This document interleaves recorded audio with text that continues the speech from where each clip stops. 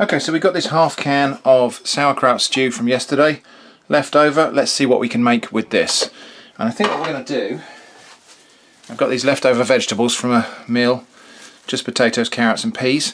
I think we're going to make bubble and squeak.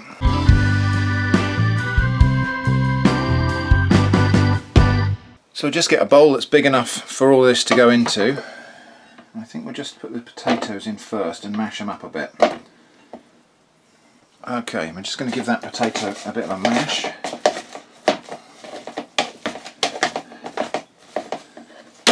That's probably good enough. I want it to be a little bit lumpy because I don't want to destroy all of the texture. And then we'll just put those peas and carrots in, and I'm going to chop them through a little bit with just with the knife, like this. In fact, I think we'll just give that just a little bit of a mash, just to break those peas up a bit, because they'll combine more readily with the other vegetables and with the potato if they are mashed up. That'll do. Now I'm going to add in that sauerkraut. Now there is some juice in there, so I'm going to try to strain off most of that and just go for the cabbage. Normally bubble and squeak would be made with leftover vegetables from a dinner where you'd have cabbage and potato, but cabbage and potato are traditionally the two main ingredients of bubble and squeak. So we'll just combine that in.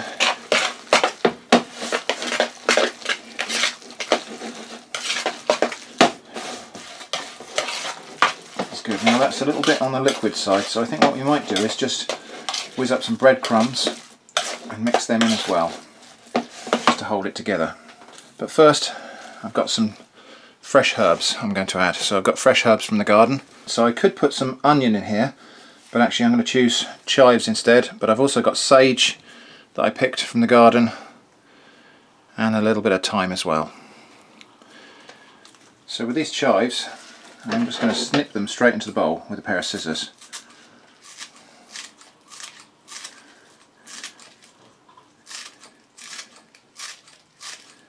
And that will just give it enough of a faint but mild onion aroma to make it a tasty bubble and squeak.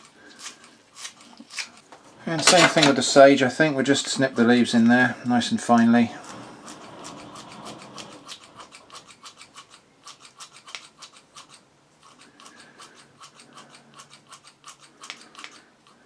And the thyme, I don't really want to put the woody stalk in there, so what I'm going to do is just pull off all the little leaves like that, and they're too fine to cut, so I'm just going to bruise them in my fingers like that, just so the flavour comes out.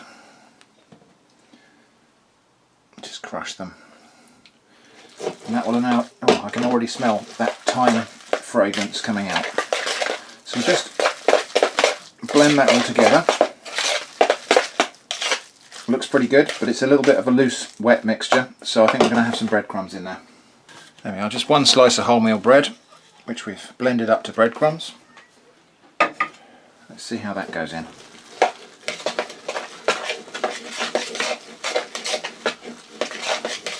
So bubble and squeak, you can just fry it directly like that, and some people just fry it as a big pan full of stuff, but I quite like to form it into cakes, a bit like fish cakes, but without the fish, obviously. So what we'll do, I'm just going to cover a plate with cling film, like this. Just going to put cling film on a plate like that, and then we'll make it into some little cakes, and we'll put them directly on that cling film. And hopefully that will make them easy to release for cooking later. So we form that into sort of thickish cakes, I think. Like that. That's good, and we'll put those on that cling film to rest, and as they rest in the fridge they will bind together more tightly, and hopefully that will make them stay together when we fry them later. Okay, so that's my sauerkraut bubble and squeak, which needs to go in the fridge now and rest to firm up before we fry it. Okay, so time to cook these bubble and squeak. So we're going to turn, we've got our pan, we're going to put that over medium heat. A good bit of vegetable oil in there because they will need that to crisp up on the outside and to keep them from sticking to the pan. And we'll just wait until we see that oil go thin, which means it's hot.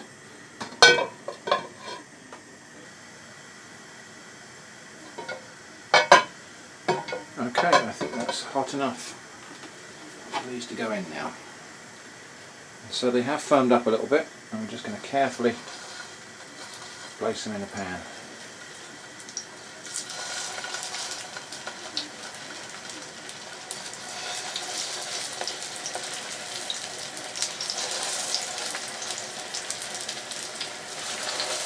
Good. And I'm going to turn that heat down so that it cooks ever so gently, but just keeps on a little sizzle there.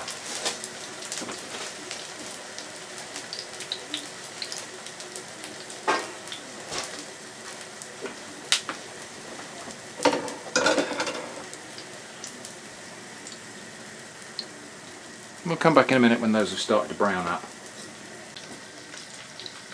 Okay, so these have been frying gently on one side for about 10 minutes now. Let's just have a look and see how they're doing. Yep, they're just golden on one side. I will flip them over because I think that's going to help them to heat through evenly. But we're going to do it with great care. We don't want to break them up.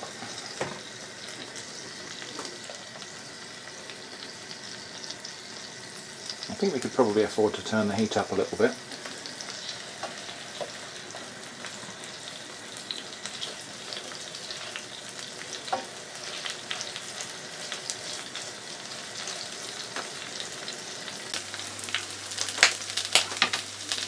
Okay, these are very nearly done now, I think. I'm just going to flip them one more time back onto the first side to give them a final bit of colour on that side as well. I can tell that they're done because they are starting to actually break up a little bit now, which means the potato is starting to soften all the way through.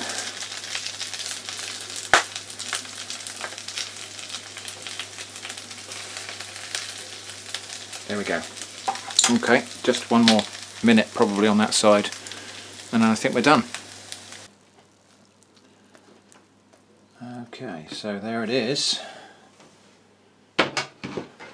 Now ordinarily I'd serve this with something like fried fish or maybe sausages and baked beans, but today, just because that's what we happen to be eating anyway, I've actually got some turkey in red wine gravy. This is turkey drumstick.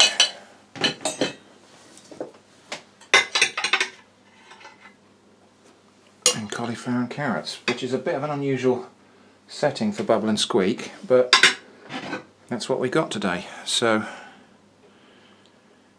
let's just give that a little taste. And then I can get on with my dinner. Everybody else can also then dig in. So that's the sauerkraut Bubble and Squeak. Let's give it a taste. I think that's worked. The smoky taste of the bacon has come through, and the slightly pickled flavour of the cabbage is in there too. That's really good. So there we go. That is sauerkraut leftovers made into Bubble and Squeak. Thanks for watching, and I hope to see you again soon.